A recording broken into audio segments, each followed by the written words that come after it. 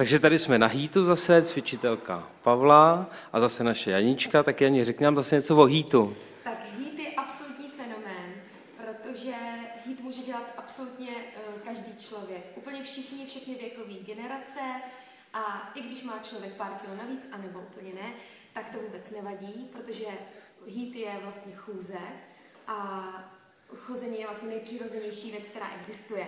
Janí, řekni nám, zhubla si něco na tom HEATu?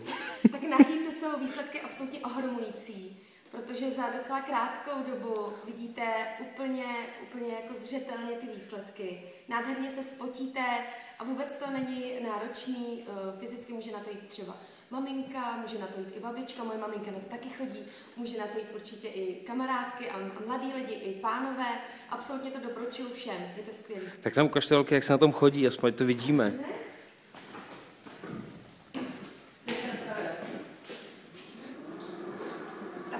A to se jde do hudby, nebo jak to je? Ano, jde se do hudby, takže je to vlastně úplně zábavný a ta 45 minut uběhne jako nic, protože různě měníte vlastně nastavení toho pásu, rychlost, můžete se potom zapřít rychleji, nebo pak pás může se úplně dolů a jdete vlastně vysokým tempem, nebo pás se Hele Jani, a teď nám řekne, zvládne to každý, nebo to je pro sportovce, nebo pro koho to teda je? HEAT je absolutně pro každého. Všechny generace, všichni.